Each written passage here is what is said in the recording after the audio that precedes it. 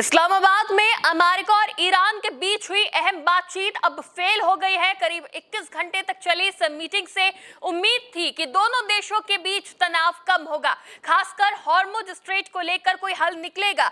लेकिन हालात अभी भी पहले जैसे ही बने हुए हैं और दुनिया भर में चिंता बढ़ गई है। नमस्कार, टीवी 24 नेटवर्क देख रहे हैं आप, मैं हूं आपके साथ शिखा मेहरोत्रा। ईरान और अमेरिका के बीच तनाव एक बार फिर बढ़ता हुआ दिखाई दे रहा है, क्योंकि रविवार को स्ट्रेट ऑफ हॉर्मुज के पास दो बड़े तेल टैंकर आखिरी समय पर यू टर्न लेकर वापस लौट गए। रिपोर्ट्स के मुताबिक तीनों बड़े खाली टैंकर ओमान की खाड़ी से हॉर्मुज की तरफ जा रहे थे। उन्हें पहले इजाजत भी मिल चुकी थी, लेकिन जैसे ही ये जहाज ईरान के पास लारक द्वीप के करीब पहुंचे, हालात अचानक बदल गए। दो जहाज एगियोस फानुरियोस 1 और पाकिस्तान का शालीमार वापस लौट गए, जबकि तीसरा टैंकर मोबासा भी आगे बढ़ गया और पर्शियन गल्फ में दाखिल हो गया। इन जहाजों के लौटने की असली वजह अभी साफ नहीं है, लेकिन माना जा रहा है कि बातचीत फेल होने के बाद सुरक्षा खतरा बढ़ गया है। इसलिए कंपनियां आखिरी वक्त पर भी अपने फैसले बदल रही हैं। बता दें कि सीजफायर के बाद ईरान ने एक ग्रीन जोन बनाकर स्ट्रेट ऑफ हॉर्मुज के रास्ते को खोला, लेकिन समुद्री माइंस अभी भी बिछी हुई हैं। बातचीत के बीच अमेरिका के दो जहाज हॉर्मुज में घुसे हैं और रिपोर्ट्स के मुताबिक वो माइंस को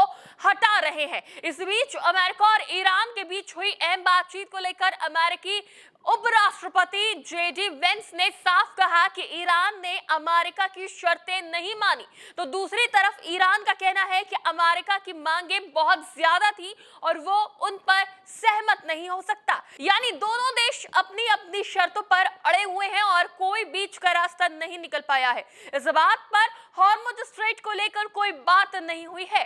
ईरान की ताकतवर सैन्य संस्था इस्लामिक रिवॉल्यूशनरी गार्ड्स कॉर्प्स ने साफ कर दिया है कि हॉर्मुज स्ट्रेट की स्थिति में कोई बदलाव नहीं होगा। इसका मतलब है कि 28 फरवरी से जो स्थिति बनी हुई है, जब इस रास्ते को लगभग बंद कर दिया गया था, वो आगे भी जारी रह सकती है। आपको बता दें कि हॉर्मुज स्ट्रेट सिर्फ एक समुद्री रास्ता नहीं, बल्कि पूरी दुनिया की अर्थव्यवस्था की धड़कन है। अगर यहाँ संकट गहराता है तो पेट्रोल डीजल से लेकर महंगाई तक हर चीज पर असर पड़ सकता है और वैश्विक अर्थव्यवस्था गड़बड़ा सकती है। दरअसल 8 अप्रैल को अमेरिका और ईरान के बीच 2 हफ्ते का सीजफायर हुआ था। इस दौरान ये तय हुआ था कि हर दिन सीमित संख्या में यानी करीब 15 जहाजों को हॉर्मुज स्ट्रेट से गुजरने दिया जाएगा, लेकिन हालात अचानक बिगड़ गए हैं।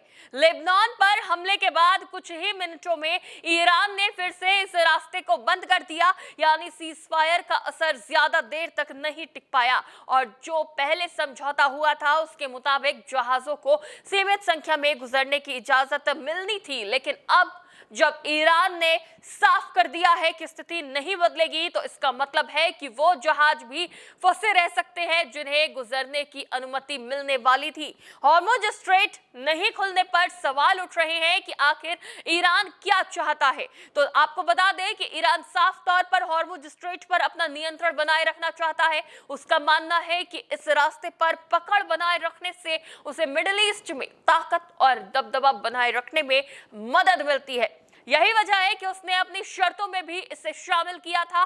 फिलहाल साफ है कि जब तक अमेरिका और ईरान के बीच कोई नई ठोस सहमति नहीं बनती, तब तक हॉर्मुज स्ट्रेट के खुलने की संभावना बहुत कम है। इसका असर सिर्फ इन दो देशों तक सीमित नहीं रहेगा, बल्कि पूरी दुनिया की तेल सप्लाई, व्यापार और अर्थव्यवस्था पर इसका असर पड़ेगा। अगर हालात जल्दी नहीं सुधरे और हॉर्मुज स्ट्रेट नहीं खुला, तो दुनिया को एक बार फिर इसका संकट झेलना पड़ेगा। इस बढ़ते विवाद पर आपकी क्या राय है, हमें कमेंट करके जरूर बताइएगा। फिलहाल के लिए इतना ही। देखते रहिए टीवी 24 नेटवर्क।